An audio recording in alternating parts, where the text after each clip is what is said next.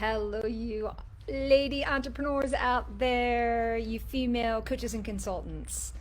I'm curious, what happens when your greatest fear comes true? Or there is a major obstacle in your business and you feel like quitting. Believe me, I have been there. And in today's topic, I want to share with you the three keys to overcome any obstacle in your business. So, if you're a woman who is ready to grow your business, scaling to your feminine strengths, today's conversation is really going to land for you. Because if you're just getting started in business, you'll relate to other challenges that you've had and you can apply it to business. Or if you have been in business for years and decades, I know today's training will help you too. So, the three keys to overcome any obstacle in business. They all actually start with an L. There are three L's. And let me give you some context.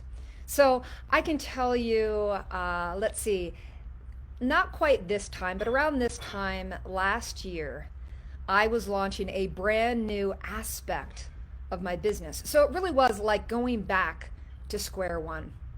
And at that time, I hadn't gone out and given live talks. Remember the days we would give live talks with like live people, like pre-COVID days? Yes, that's what I'm talking about.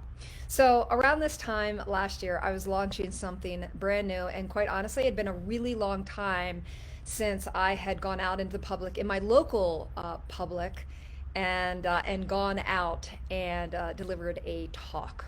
I'd done it virtually, and it is a little bit different to actually show up.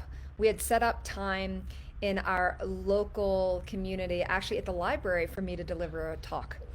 And the talk then led women to an invitation to do a live seminar with me. And I was so excited, and I'd spent so much time putting together the visuals and the slides and marketing and doing all the things. You know, ladies, the things. In business, we study professionals. We go from course to course, and we try to put our best foot forward. I was putting my best foot forward. Got new photos. I did a new photo shoot, and I did everything that I could to really market this live event. And so I show up, with my easel in hand. My husband was there to set up the room and the computer and the technical. And the first challenge was the technical wasn't syncing. And that's okay. I'm thinking I can roll with it. If I had to, I could do this off the cuff. But it was definitely stressful. And just as soon as the time is about to tick and we have the big banner and all the things, there's no one around. And I'm looking at my watch, and I'm looking at the watch, and I'm looking at my phone and trying to figure out what is going on, because we had like 25 women registered for this event and there is no one. And so about a couple minutes, and my husband looked at me and he's like, "Sweetie, you did what you did what you could, and if no one shows up today, it's okay. It's all right. We'll figure it out." And so I was feeling inside, I was feeling crushed. And he said, "You know what? Do you want to go? Why don't we wait 10 minutes?" And he could see me really deflating. And yet I said, "You know what? I am standing here no matter what." And so about 5 minutes later, two women come, and they're like running in and to an empty room. And they said, "We tried to follow the instructions, but it led us to the other library close by. And so there must have been some confusion in the directions." And they said, "But can we go and grab a coffee? We're going to grab a coffee and we'll be right back." And I'm thinking, yeah, they're just trying to get out of this because they don't want to be in an empty room. Long story short, those women, and we're waiting and waiting and waiting. One other woman shows up. And so I have three women, and it was supposed to be like 25. And so I went through and I completed the morning or the afternoon, and all women walked away with fantastic experiences. But my whole point is, if you are launching an online business, your greatest fear, if you are going to be either virtually sharing and teaching or in person, what's our greatest fear, women? That no one shows up. That no one shows up. And so I had my own version of that. And while no one did show up in the beginning, I stayed the course. Eventually, 3 women showed up. So, what do you do when you get like that big, oh my gosh, greatest fear? Do you wallow in it? Do you try to push through? Do you feel like giving up? So, let's lead now to the first thing that you're going to do. It starts with an L. So, the first thing you're going to do is you're going to lean in. That's right, write it down. Lean in, the first step. What do I mean by that? So when I train women in a feminine sales model of doing business. And we know that there's actually a famous book called Lean In. If you don't know it, great, fantastic book. But leaning in is really about honoring your feelings, to like actually embrace and be with what is in that moment, no matter what is going on. Be with what is. It's not very easy when things aren't going your way, and maybe the chips are falling, and maybe you're watching your bank account decrease, or you're getting asked for refunds that you can't really afford, or whatever it is for your business. It feels like a crisis in the moment. And instead of resisting it, a spiritual lesson is if you resist, it will persist. So step one, no matter any crisis or obstacle in business, step one is to lean in. In fact, I actually will often just sit and be with my feelings, not making them wrong, not judging them, but truly be with and lean in. The second step, it also starts with an L, is to let go, to surrender. So in that moment when Richard said, well, sweetie, we can leave. Do you want to leave? I was like, heck no. I'm going to let go, and whatever is to be will be.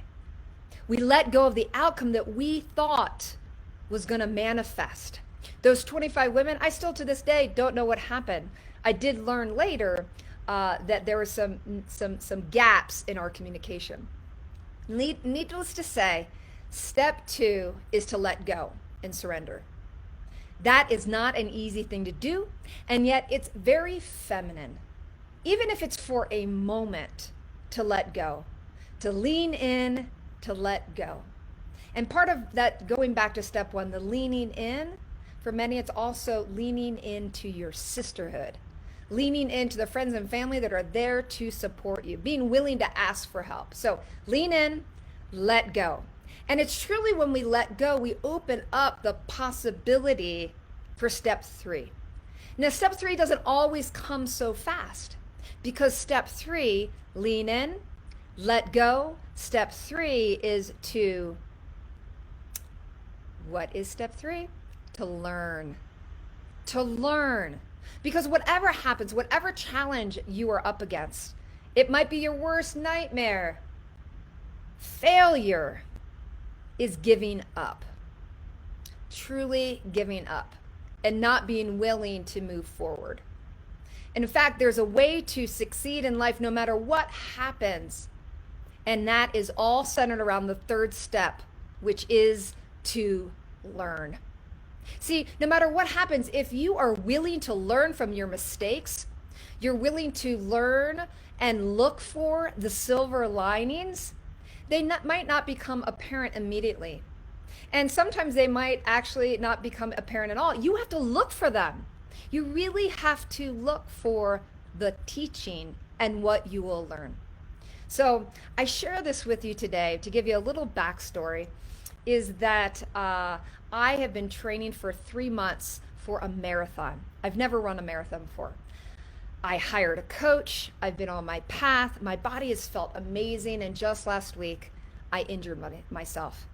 So while you can't see my lower half, earlier this morning, I was actually hanging out in my underwear because I was icing my hip. I've gone to chiropractors and Reiki master. And anyway, long story short, I might not be able to run this race on Saturday. And it's a big letdown, right? And I've been leaning into all of the emotions that have been coming up. I'm leaning in, I'm letting go, and I know that I'll learn something. And so that is what's going on in my personal life. And it's not easy to let go, especially when you have your dream attached to it. But ladies, there is no way to fail in life if you're willing to take step 3, which is to learn. You can learn from your mistakes. You can learn from, whatever's happening. Its timing can be not your timing, but divine timing. It's funny, when I had a Reiki master work on me last Friday, I pulled a card, and the card that I drew was fire. And I didn't know what it meant. Just today, the race is supposed to be this Saturday. Come to find out is that it might be canceled because there's the Cameron fire going on right now. And they closed the trail that the race is supposed to be held on. So the race actually might be canceled by fire. And I went, oh my gosh, that was the card that I drew. Almost as if I was getting a little hint in advance that it wasn't going to go on anyway. And it may or may not. But if you're willing to listen, you're constantly being guided. Listen and learn. So what are the 3 steps? Number 1 is to lean in. Lean into your feelings. Be with what is. Lean into your sisterhood. If you don't have a sisterhood, get one. In fact, join our Worth It tribe of female entrepreneurs that are ready to grow and scale to their feminine strengths, building 6- and 7-figure incomes this year. So join our Worth It tribe. Lean in, let go, and learn.